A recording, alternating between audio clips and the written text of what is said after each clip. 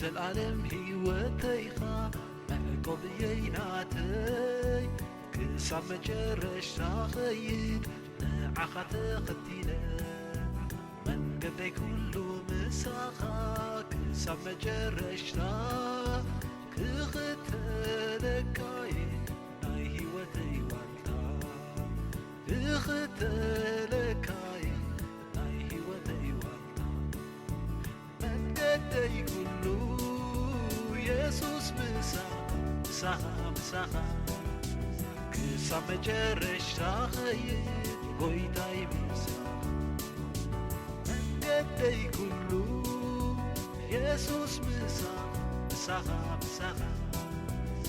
كسام مجرش تاخيد قويتاي مساخا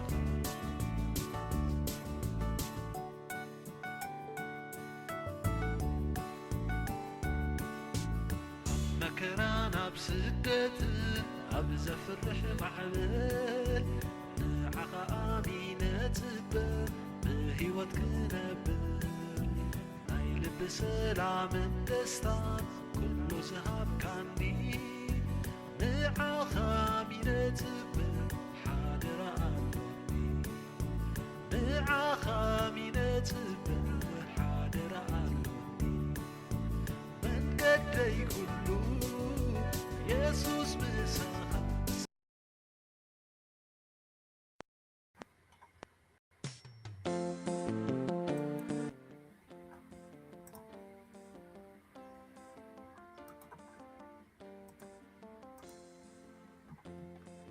بسم أبن والدن منفس قدسن حدا أملاخ أمين زي أبهير أملاخنا بروخ ليتي حديركا نبز ساعة زي زوج أحخنا نامسجنا فلاي جماعة زي أو دأمات هوسانا نبعللو جيزي إمو أجوين خرستوس قيتنا زي بسم زي أبهير زمتس بروخ نقوس إسرائيل بروخيو نبلنا أبي هوتنا نقبللو تقبلنا سكن بلتراي زي كونيس قابة أم مسكال بإمنات خنسانيو زي أبهير كحقزلنا استبارخي بعالي وسانا خقبرلنا حبيرنا بنا بسماي تنبر سنكاي مسجن من قصخا تمسا فقط كاب سماي كم زخوني كم وون أم مدري يخون مقبعلتنا لما هبنا زبدلنا كاي يغربللنا نحنا ون زبدلنا يغرا خمن نبل فتنا يتأتونا كاكفو أدحننا كمي منقستن حايلن كبرن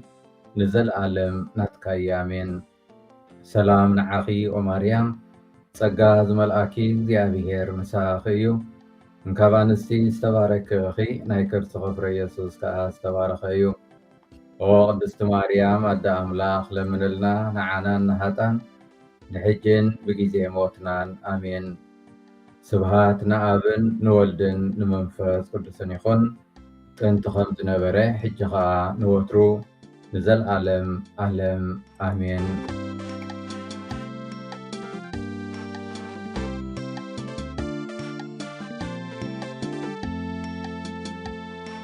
خبركم أحواتن نحتن مبقار نايلومي قال ونجيل كاب ونجيل يوحنس معرف عسرتو كلتين كاب عسرتو كلتين سقاب عسرتو تشعتي خننبو نصبحيتو اتوم نبعال زموتو بزحات هزبي يسوس نبي يرسالين كم زمتس سمعهم كان فرقهم سيال علون كقبلوا ووتهم حاولون كا هوسانا اتبسم እግዚአብሔር زمتس نقوس إسرائيل بروخيو بلون كم تأتي يرساليم أي تفرهي إنه نقستي أبصعبي آدقي توتحو يمتسالو زبلت صحيف زلو يسوع صعبة آدقي ترخيبو توتحهم دك مزامرتو نزن قرزي قدم أيستوعلوان يسوس مسكبر قنا شعو نزن قرزي بزعبو خمز تتصحفين نساتهم ونز خمز قبرون ذكرون اتوم نا الازار كاب مقابر صوعو كاب موتات كنت تسوى خلو مسوز نبرو حزب خاها يمسكرو نبرو سلازي توم حزبي ازي تأمرات ازي مقبارو سميعهم قبلوا وطوم ሽዑ ፈሪሳውያን ሓድሕዶም ሓንቲ እኳ ክትገብሩ ከምዘይ ትኽእሉ ትርእዩ ዶ ኣለኹም? ኖ ብዓለሙ ደዲሕሩ ይስዕብ ኣሎ ተባሃሃሉ። ዝኸበርኩም ኣሕዋትን ኣሓትን እምበኣር እግዚኣብሔር ኣምላኽና ደጊምና ነዚ በዓል እዚ ክነብዕል ዕድል ዝሃበና ናብ ትንሳኤኡ ከዓ እንሳገረሉ ፍሉይ ፀጋ ክህበና ክንልምን ክንፅሊ። ኣብዚ ሰንበት እዚ እምበኣር እቲ ቅዱስ ሰሙን ኢልና እንፅውዖ ንኣቱ ኣለና።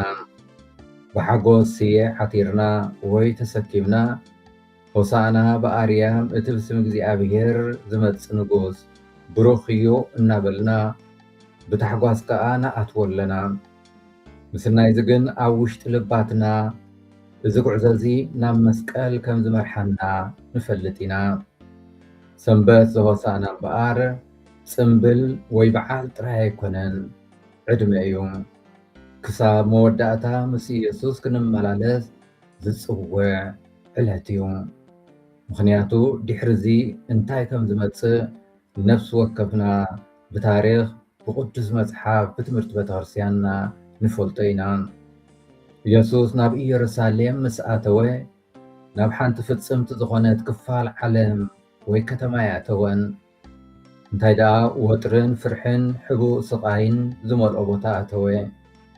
ናብ ሂወት ናይቶም ዝደኸሙን ዝተጨነቁን ርግፀኛታት ዘይኮኑን ሰባት ኣተወ።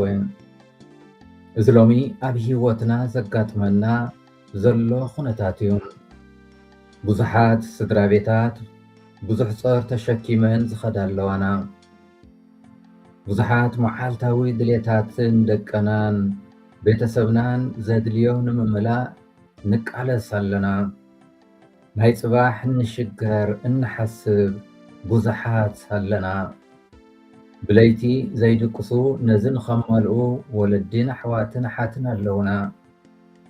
ብዙሓት ብስቃይ ብስቕታ ክምስ እናበሉ ብውሽጦም እናተሳቀዩ ዝመላለሱ ኣሕዋትን ኣሓትን ኣለውና። ዝኸበርኩም ኣሕዋትን ኣሓትን ኣብ መዓልታዊ ቃልስናን ቃንዛናን በይንና ኣይኮናን። ኢየሱስ ጎይታ ምሳና ኣሎ። ካባና ኣይርሕቕን፣ ኣብ ሽግርና እውን ኣይገድፈናን። ጥራይ ንሕና እምነትና ንፁር ጌርና ልባትና ከፊትና ባዕሉ ከምቲ ብቃሉ ዝብለና ለምኑ ክወሃበኩም ካሕኩሖ ክኽፈተኩም ዝበለና ብሓቂ ልቢ ክርስቶስ ማዕፁ ክንኮሕኩሕ ልባትና ከፊትና ብእምነት ክንልምኖ የድሊ። ስየ ብምስካም ሆሳዕና እቲ ብስም እግዚኣብሔር ዝመፅእ ብሩኽ እዩ ክትብል ቀሊል እዩ። እዛ እናኣትዋ ዘለና ቅድስ ሰሙን ግን ሓደ ሕቶ ንነፍሲ ወከፍና ኣመንቲ ተቕርበልና። ክሳብ መስቀል ምስ ኢየሱስ ክንፀንሕ ንኽእል ዲና። ምክንያቱ ኢየሱስ ኩሎም ሆሳዕና በኣርያም እቲ ብስም እግዚኣብሔር ዝመፅእ ንጉስ ብሩኽ እዩ እናበሉ ተቐቢሎሞ፣ ንፅባሒቱ ግን ስቆሎ ስቆሎ ክብሉ ተረኺቦም። ስለዚ ንሕና ኸ ሎሚ ንክርስቶስ ተቐቢልና ፅባሕ ስቆሎ እንብል ዲናስ ወይስ ብሓቂ መስቀልና ፀይርና ኣብ መዓልታዊ ክንስዕቦ እነጋደል ኢና?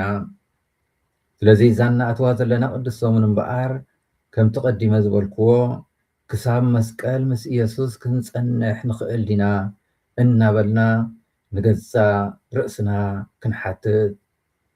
ንኢየሱስ ምስዓብ ማለት ንዕኡ ምምስጋን ጥራይ ኣይኮነን፣ ንዕኡ ምምሳል ከምኡ ምዃን እውን ይሓትት።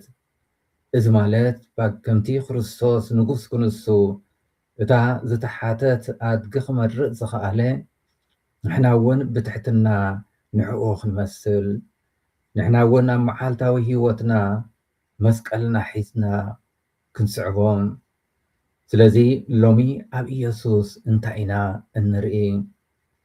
ክትህብ ፈቃደኛ ዝኾነት ፍቕሪ፣ እተገልግል ፍቕሪ፣ ካብ መከራ ዘይትርሕቕ ዘይትሃድም ፍቕሪ፣ ብፍላይ ኣብ ቅድሚ ድኻታት ኣሕዋትን ኣሓትን እምንቲ ኮይና እትመላለስ ፍቅሪ እዚ ኢናብ ክርስቶስ ንርኢ። ስለዚ ንሕና እውን ሎሚ ነዚ ብሓቂ ክንመስል የድሊ። መዓልታዊ ሂወትና እነፍቅር ሰባት ኮይና ክንርከብ፣ መዓልታዊ ሂወትና እነገልግል ኮይና ክንርከብ፣ ኣብ መዓልታዊ ሂወትና ብፍቅሪ መስቀልና ሒዝና እንጓዓዝ ሰባት ኮይና ክንርከብ። ስለዚ ድማ ኢና ነቲ ጠምየ ኣብሊዕኹምኒ ፀምየ ኣስቲኹምኒ ጋሻ ኮይነ መፅየ ተቐቢልኩምኒ ዝብል ቃል ክርስቶስ ብዕቱብ ሎሚ ክንወስዶ ዝግባአና። እዚኦም ጥዑማት ቃላት ጥራይ ኣይኮኑን፣ ተልእኾ እዮም። ከም ሰዓብቲ ክርስቶስ ሓላፍነት ንነፍሲ ወከፍና ዘሰኩሙና እዮም። ዝኸበርኩም ኣሕዋትን ሓትን ሎሚ እምበኣር ብተግባርና ዝረአ ምሕረትን ፍቅሪ ኣምላክ ክንህብ ንዕደም ኣለና። ብዙሓት ሎሚ ብነዋታዊ ድኽነት ጥራይ ዘይኮነ ብመንፈሳዊ ድኽነት ዝጥቅዑ በይኖም ዝኾኑ ዝተረስዑ ኣሕዋትን ሓትን ኣለውና።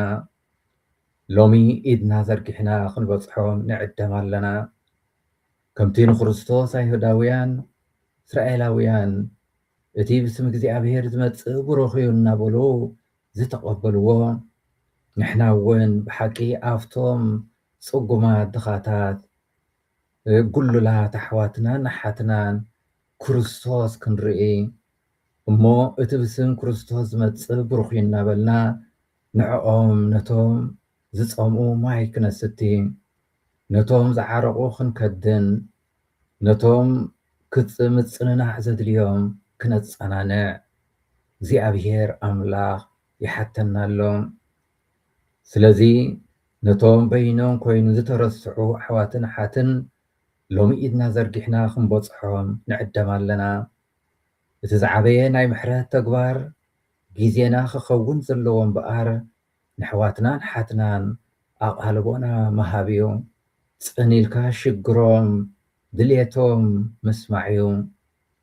ክርስቶስ ከምቲ ንሱ ክርስቶስ ኣምላኽና ንነፍሲ ወከፍና ተስፋ ዝሃበና ንሕና እውን ናይ ኣሕዋትና ተስፋ ኮይንና ክንርከብ። ምክንያት ክርስቶስ ተስፋና እዩ፣ ብተስፋ ከዓ ክንጓዓዝ።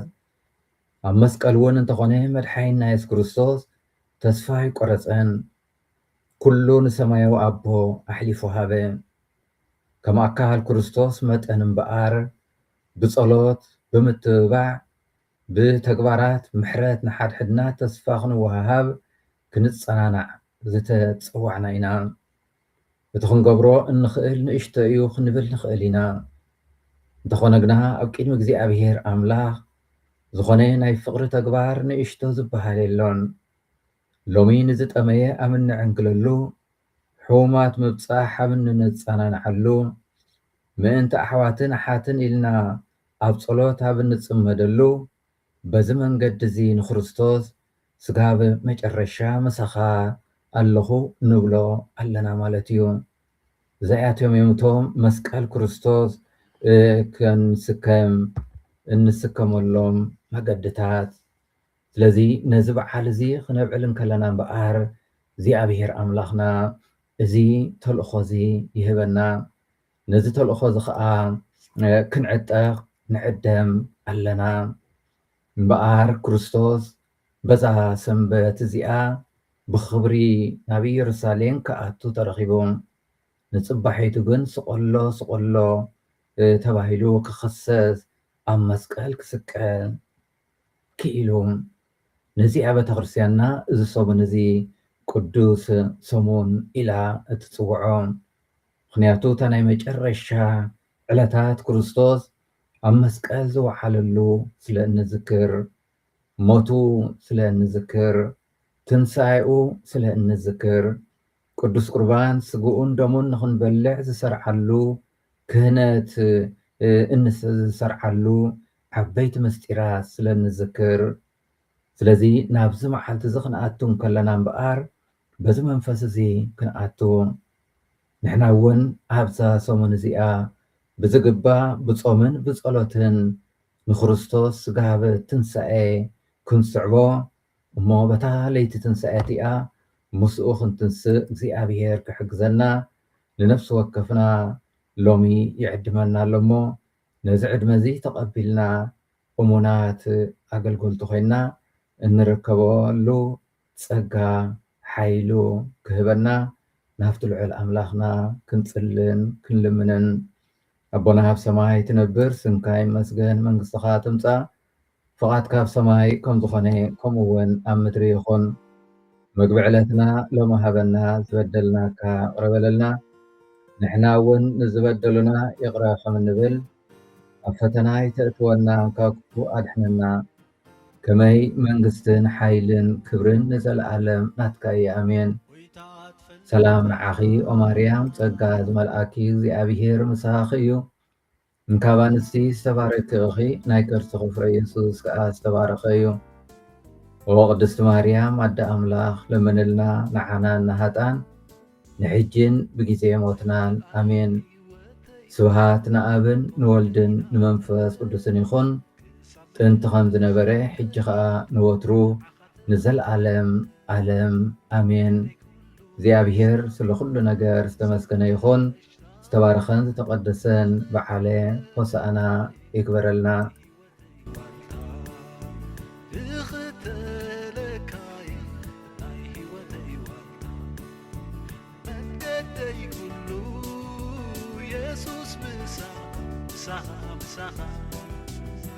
ክሳብ መጨረሻ ኸይድ ጎይታይ ምሳኻ መንገደይ ኩሉ ኢየሱስ ምሳኻ ክሳብ መጨረሻ ኸይድ ጎይታይ ምሳኻ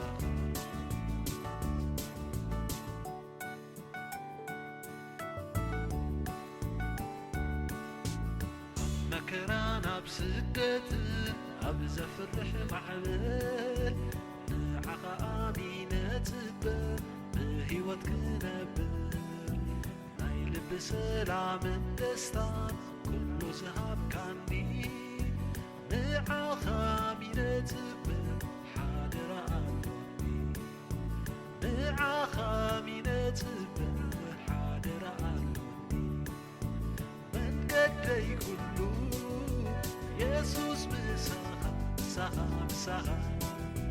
ክሳብ መጨረሻ ኸይድ ጎይታይ ምሳኻ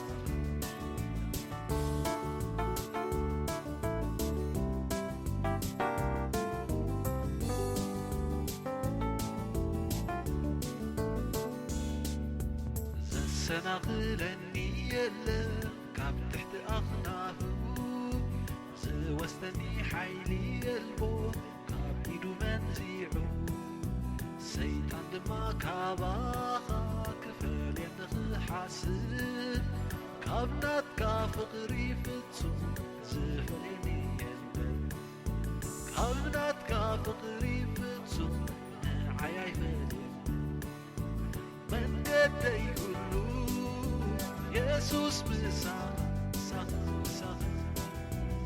ክሳብ መጨረሻ ኸይድ ጎይታይ ምሳኻ መንገደይ ኩሉ ኢየሱስ ምሳኻ ክሳብ መጨረሻ ኸይድ